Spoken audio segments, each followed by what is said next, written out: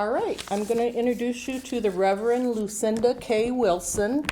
She is a spiritualist and received her ordination through the Church of the Living Spirit here in Lilydale. Lucinda is also a certified corporate and personal coach.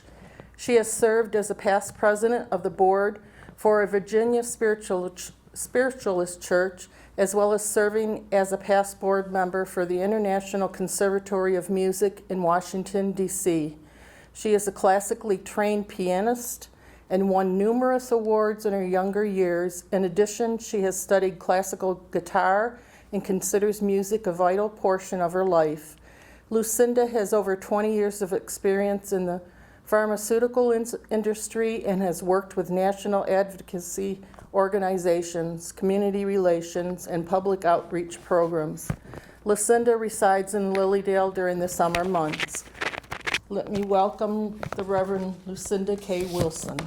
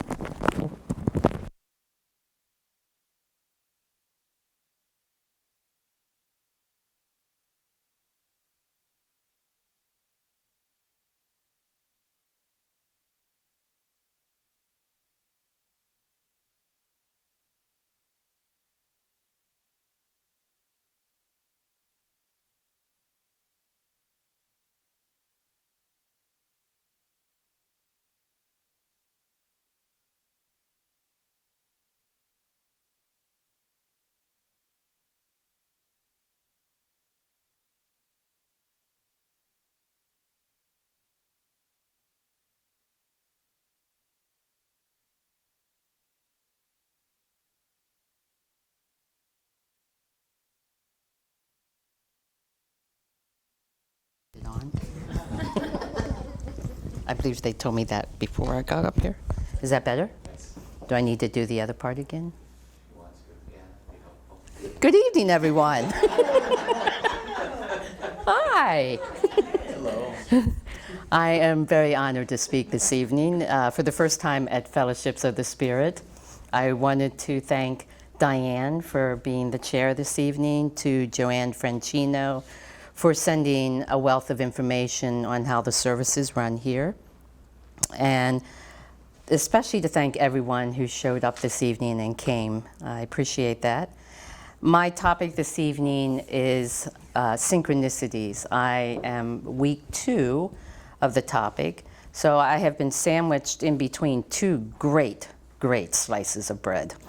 I am sandwiched in between Mark and Charlie, because Charlie will be doing the third part of it. You'd think I'd be a little nervous, but I'm sure they're going to butter me up. So, just in a little bit of review, synchronicity is a term originally coined by the Swiss psychologist Carl Jung that refers to deeply meaningful coincidences that mysteriously occur in your life. They are called synchronicities and not coincidences because they are 2 or more events that happen, but more importantly, it's because they are meaningful events in your life. They line up with the way that feels too relevant to really be a random event. Jung also stated that synchronicity is the ever-present reality for those who have eyes to see.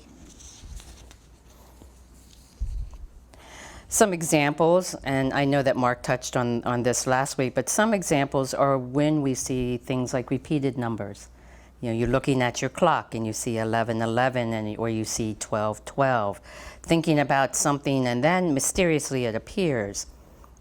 Being in the right place at the right time, seeing repeated symbols, or dreaming about people, places, or things, and then they happen to then show up in real life. These are just some examples of synchronicities. I wanted to repeat something that Mark stated last week. Part of the reason synchronicities have an impact is that there is a deeper meaning in the experience, and it brings value to our lives in some way, some shape, or some form. I believe one of the most important things to remember is to be open to synchronicities. Recognize them. Open your heart. Open your soul. Enjoy those aha moments. As spiritualists, we look at synchronicities as the invisible threads between the seen and the unseen world, a deeper interconnectedness between your inner and your outer world. These synchronicities are often seen as signs from a higher power, indicating that you are in alignment with your universal path, or your spiritual path, or you're receiving guidance and validation of the choices or direction in your life. It's kind of like a wink from the universe, telling us that, yes, we are on the right track. But also important about synchronicities is they can help with the healing of individuals. You know, if they're in grief, if they're perhaps mentally challenged and perhaps sad or depressed, they may see signs, if they're open to them, that will help them and guide them along their path. I will say we were out to dinner last evening with really good friends, and it dawned on me that this story was filled with synchronicities that changed my life. This story that I'm about to tell you helped guide me to a better understanding of who I am. I will say it is more private to me, but I have shared some of it with close friends, and now I will share it with the entire world and all of you. I was adopted as a baby from South Seoul, Korea, and I was adopted by a wonderful fruit farming family just outside of Gettysburg, PA. I have 3 older brothers who are American, and my family wanted to have a little girl. My birthday is on February 10th, but growing up, my entire family knew my birthday was off by weeks. We didn't really know how many weeks, but at that time of the adoption, the government authorities told my parents that they could fix all the paperwork, they could do that, but they would have to wait for another 3 months to get me. So instead, or they could have me now and stick with the paperwork, which is February 10th. And so, which is really sweet, they wanted me then, so none of the paperwork was fixed. And so about 18 years ago, I worked with a life coach who suggested that I go to Korea.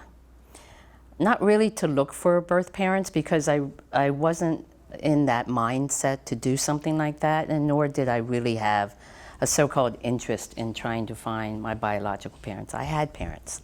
I had my family.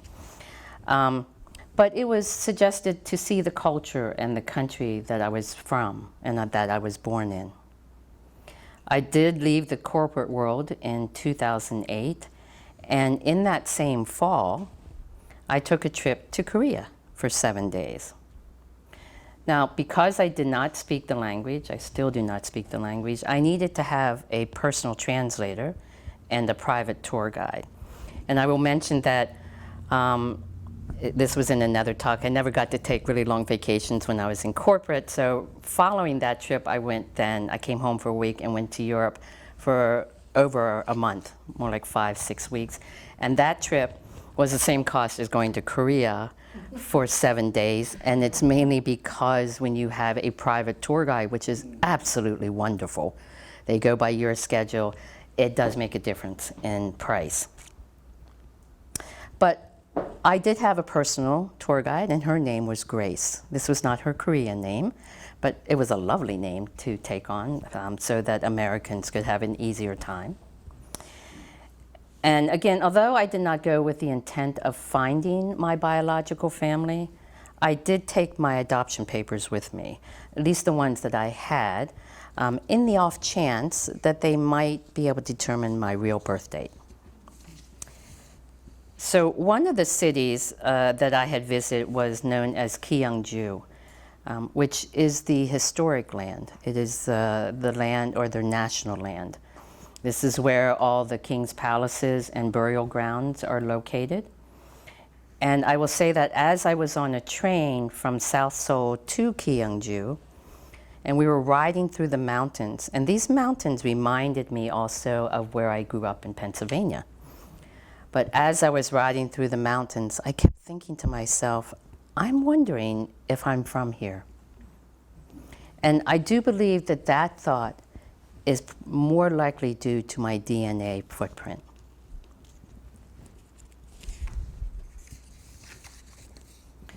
So I met my tour guide, Grace, and we began our tours of Busan and Gyeongju. And at lunch the next day, we were in Gyeongju, and I asked if she would be willing to look at my adoption papers to see if somewhere in all of that was my correct birthday. You have to understand that the adoption papers are all in Chinese characters because back then, and still, Chinese characters tend to have one meaning to them. And Korean characters can have several meanings to them. So government official documents and that sort of thing were usually in Chinese. She did say that her husband, believe it or not, was an expert in translating Chinese documents. And that he could take a look at the papers. But at the same time, she scanned over the papers. I think she could also probably do some of that. And she began to cry in front of me. And I said, you know, what is wrong? And she responded with, do you know that you are from here? Meaning Gyeongju. Now, on my adoption papers, Gyeongju is spelled in the old way, which is Kyung and then JOO. In around the 1950s, the spelling of the city was changed to GYEONJU. So I never made that connection by any means. But this portion of the story was synchronicity number 1.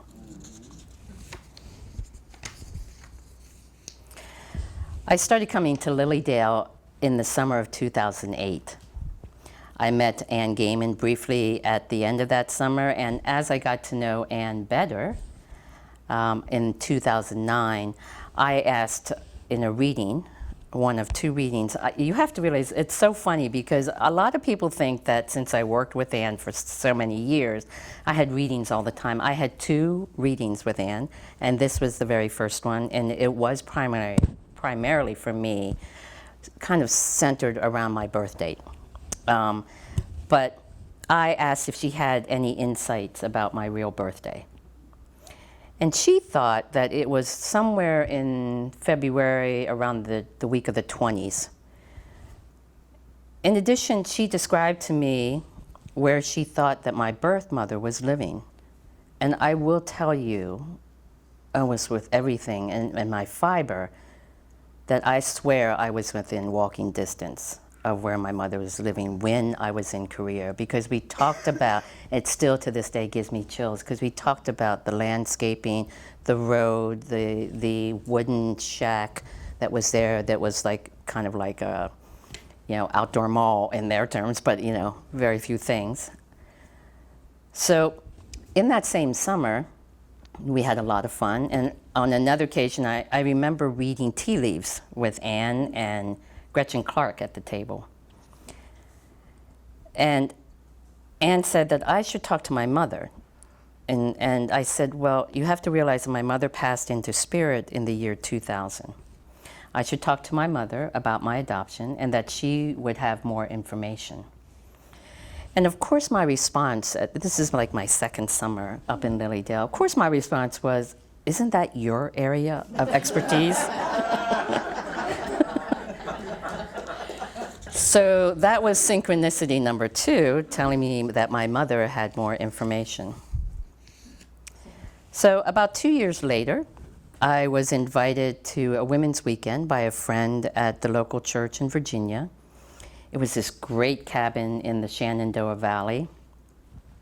And our host informed us that on Friday, the spiritualists are coming in, and we could talk about anything we wanted to from a spiritual sense. However, the other friends were coming in, her non-spiritualist friends were coming in the following morning, and we should not really bring up things like readings and mediumship and healing and tarot cards and I Ching coins, etc. So the next morning, the non-spiritualists showed up, and we were all sitting around the table talking. The subject of where I came from came up in conversation. So I said I was born in Gyeongju, Korea, South Korea. But I did add this extra question that I said that since I was adopted from South Seoul, I could not understand really what happened and how that happened since I was born hours away. And one of the women spoke up and said, I know exactly why that happened. And it was because she had did that kind of work in Korea. These are really big synchronicities, right? It was not uncommon, she said, it was not uncommon for an adoption agency from South Seoul to go out into the more rural areas to find or pick up babies for adoption and to bring them back to South Seoul. I will interject here, though, that no matter what happened to me as to how I got to that orphanage, I truly have always felt that I was given away in love. So that was synchronicity number 3. Okay, remember when I just said, Anne said, ask your mother about your birthday and that she would have more information? Well, fast forward again, about another year later, my brother was moving back to the Pennsylvania farm, the farmhouse in PA, and I asked him if I could go through my mom's desk, our mom's desk, before he decided to move everything into the attic, because I have brothers, and when they do things, it's just whoosh, you know, and so it's not like detail. Let's see if there's anything of treasure in there. Nope, we're moving it up to the attic. He was happy to do that. So I went through my mom's desk, and what I found were a full set of adoption papers, plane tickets, physician notes,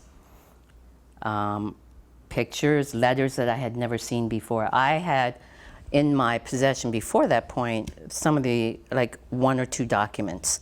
Had no idea that there were all these documents. And I do believe they were not in my mother's desk before my brother cleaned out things, because as a little girl, I would sit at my mom's desk and go through her drawers. You know, she'd be sitting right there, but I'd be picking through them as a little child does. So I believe that at the time my brother was, you know, cleaning out filing cabinets, cleaning out my father's desk, all these things, and then locating what he felt was important and just put it in one place, which was my mother's desk. But of all these papers, probably the most important set of papers that I saw for the time was the physician's notes. And these were actually typed in English. And it included a birth date. So, however, in one place it was February 2nd. Now my legal birthday is February 10th, right? And in another place it was February 25th. So I did say to Spirit, because, you know, by that time I'd learned the spiritual ways, I said, this isn't funny. You know, I asked for 1 birthday. I did not ask for 3 birthdays. But I do know it matches the 25th, and it feels right. You know, there's that intuitive sense that it feels right that my real birthday is on February 25th. So that means that I'm more of a Pisces than I am an Aquarius. I do have Aquarius in my chart. It also allowed me to have an astrological reading. So that was the final synchronicity of finding my real birthday. So in a period of about 5 years, I gained a wealth of information about who I was, what my circumstances might have been in Korea, and my real birthday. My inner self, or my inner world, wanted to know my birthday, and my outer world, the universe, continuously provided synchronicities to provide this information and to let me know that I was on the right track. But more importantly, My deeper feelings and questions of knowing who I am were answered. These synchronicities, if I look back on the many, many synchronicities I've had in my life, were really what I would consider major synchronicities. In the end, I would encourage each and every one of you to be open to receiving synchronicities, whether they are a surprise of information you may have needed or a confirmation that you are on the right track. They are important and continue to shape who we are, whether we are looking to be or to do something, or whether we are in a healing process. The universe, we are all connected. Bless you and go in peace.